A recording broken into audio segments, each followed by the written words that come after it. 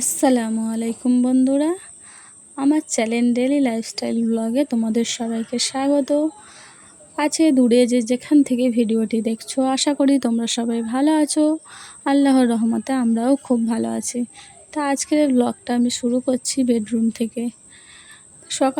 আজকের সকালটা যেহেতু একটু তাড়াতাড়ি হয়েছে, তাড়াতাড়ি শুরু হয়েছে, যেহেতু আমার বাবু উঠে পড়েছিল আজকে খুব তাড়াতাড়ি, ওই জন্য ভাবলাম বিছানাটা আগে গুছিয়ে নিই, তারপরে রান্নাঘরের দিকে যাব। এবার যেহেতু বিছানাটা একটু বিছানাটা বেডশিটটাও চেঞ্জ করার ছিল, ওই জন্য প্রথমে বেডশিটটা চেঞ্জ করে নিয়ে তারপরে বালিশগুলো জায়গা মতো রেখে দিচ্ছি।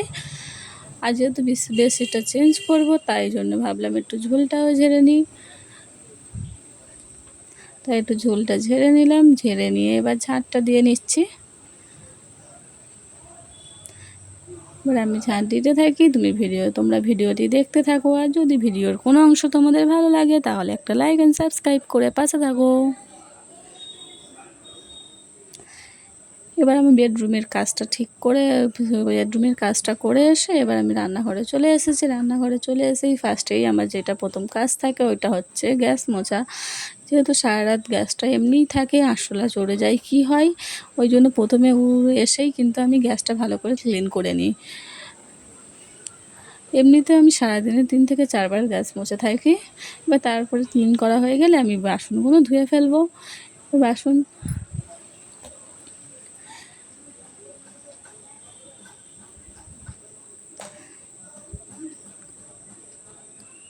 আমি বাসনগুলো ধুতে থাকি, তোমরা ভিডিওটি দেখতে থাকো কন্টিনিউ। এবার আমার বাসন ধোয়া হয়ে গিয়েছে। এবার আমি আটাটা মেখে নেওয়ার জন্য আটা বের করে নিয়েছি। এবার তার মধ্যে একটু নুন একটু সোডা দিয়ে নেবো। একটু নুন আর একটু সোডা দিয়ে কিন্তু আটাটাকে ভালো করে মাখতে হবে। রুটি করতে গেলে ফোলা রুটি কার না দেখতে ভালো লাগে, না কার না খেতে ভালো লাগে বলো? ওই জন্য রুটি ফোলানোর জন্য প্রথমেই কিন্তু আটাটা ভালো করে মেখে নিতে হবে।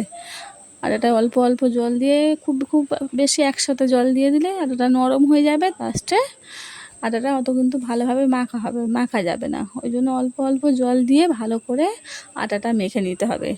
এবার সকালে আমরা ব্রেকফাস্টে যেহেতু রুটি আর চাটাই বেশিরভাগ টাইম খাওয়া হয়, আটার রুটি যেহেতু হেলদি, তা সকালটা যদি একটা হেলদি ব্রেকফাস্ট দিয়ে শুরু করা যায়, তা সারাদিনে কাজের এনার্জিটাও থাকে এবং অনেকক্ষণ পেটটা ভরাও থাকে।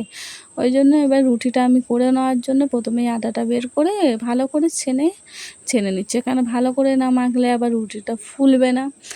এবার তারপরে রুটিটা যখন ছ্যাঁকার সময়ও একটা টিপস তোমরা ফলো করতে পারো, দেখবে যাদের রুটি ফোলে না তারা কিন্তু অবশ্যই রুটি ফোলাতে পারবে। কেন আমিও নিজেই প্রথম রুটি করতাম, রুটি ফুলতো না বা ভালো করে ছানা হতো না, মোটামুটি তেড়া বেঁকা হয়ে যেত। আমি কিন্তু ধীরে ধীরে শিখেছি, চেষ্টা করলে সবই সম্ভব, তাই না?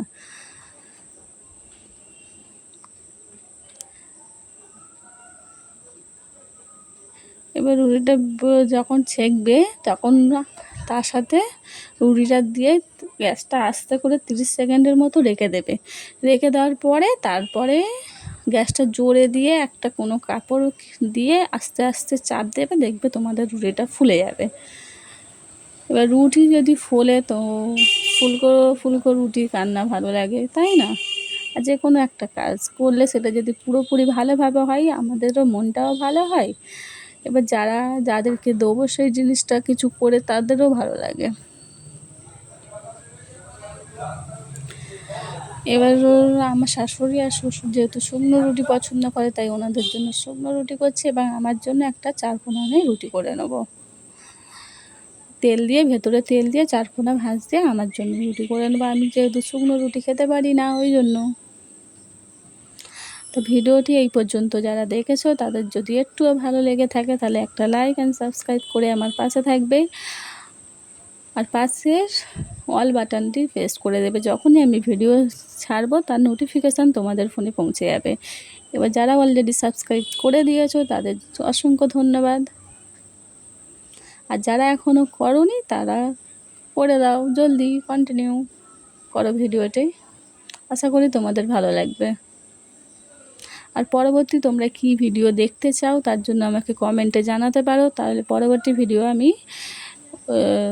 সেই ভিডিওটাই করার চেষ্টা করব।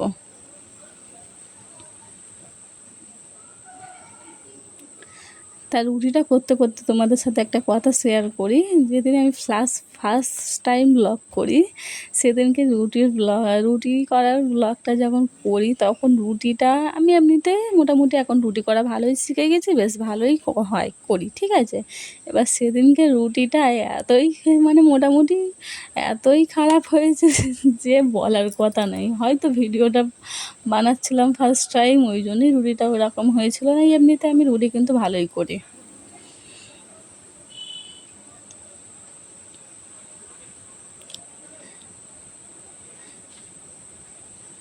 ইউটিউবে আসার আগে আমি যখন ভিডিও দেখতাম, তখন বেশ ভালোই লাগতো, মানে এই ব্লগ ভিডিও আমার বেশ ভালোই ছিল। সেই থেকেই আমার কিন্তু ব্লগ করার ইচ্ছাটা হয় যে না, আমিও ব্লগ ভিডিও তৈরি করব, মানুষ আমার বন্ধুরা সব দেখবে।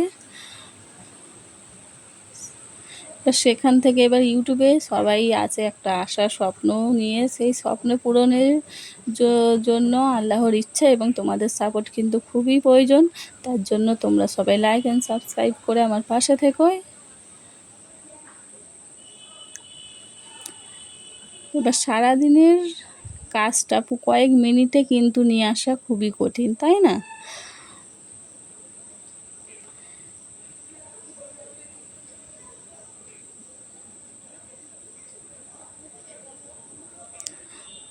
কেউ কেউ হয়তো মনে করে যে একটা ভিডিও তৈরি করে নিলাম, ইউটিউবে ছেড়ে দিলাম, ব্যাস হয়ে গেল, কিন্তু না, সেইটার পিছনে আমাদের সারাদিনের অনেকটাই পরিশ্রম থাকে। ভিডিওটি এডিটিং করা, আরও অনেক কাজ থাকে, তাই না? এবার একটা কাজ এমনি করা আর ভিডিও শ্যুট করতে করতে কাজটা করা অনেকটা কিন্তু সময় লেগে যায়। এবং যাদের ছোটো বাচ্চাদের, তাদের তো এমনিতেই কাজটা সময় লেগে যায়, প্লাস ভিডিও শ্যুট করতে করতে কাজটা করতে গেলে কিন্তু অনেকটাই সময় লেগে যায়।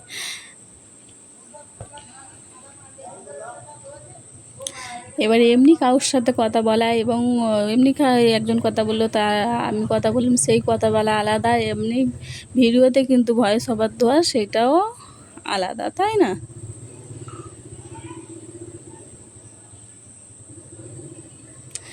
এবার তোমাদের লাইক অ্যান্ড সাবস্ক্রাইব পেলেই কিন্তু আমি আগে বাড়তে পারবো।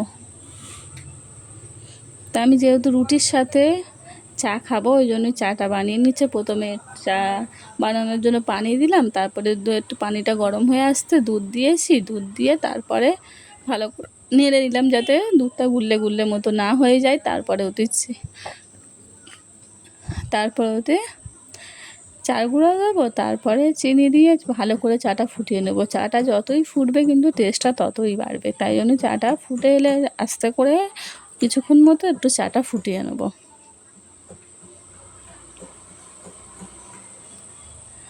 এবার চাটা ফুটিয়ে নিয়ে আমরা কিন্তু ব্রেকফাস্টটা করে নিয়েছি। করে নিয়ে ব্রেকফাস্টের পরের বাসনগুলো কিন্তু ধুয়ে নিয়েছি। তাই এবার পুরোটা ভিডিওতে দেখালেও ভিডিওটি অনেক বড় হয়ে যাবে, তাই জন্য পুরোটা দেখানো হয়নি। ব্রেকফাস্ট করে এবার আমি চলে এসেছি বাবুর লাঞ্চ তৈরি করার জন্য। তা ওর লাঞ্চ তৈরি করবো বলে আমি আলু, গাজর, টমেটো, পেঁয়াজ কড়াই কেটে রেখেছিলাম, আর সয়াবিন একটু গরম পানিতে ভিজিয়ে নরম করে রেখেছিলাম, যাতে একটু নরম নরম সফট হলে ও খেতে পারবে। এবার সেইটা প্রেসারে তেল গরম করে তার উপরে সবজিগুলো দিয়ে একটু নুন, একটু হলুদ আর একটু আদা রসুন দিয়ে ভালো করে নেড়ে একটু ভাজা ভাজা মতো করে, তার উপর সয়াবিনটা দিয়ে একটু ভাজা ভাজা মতো করে আর পানি দিয়ে আর 4টে সিটি মেরে নেবো, ব্যাস আমার বাবুর লাঞ্চ রেসিপি রেডি। এবার ওইটা দিয়েই ওকে দুপুরে খাবারটা খাইয়ে দেবো।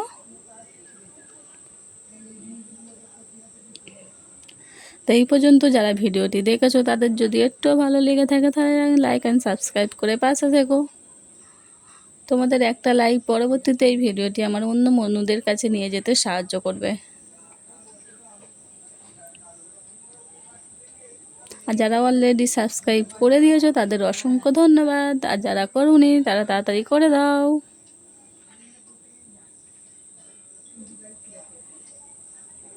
আর পরবর্তী তোমরা নেক্সট ভিডিও কি দেখতে চাও, তার জন্য আমাকে কমেন্টে কিন্তু জানাতে পারো।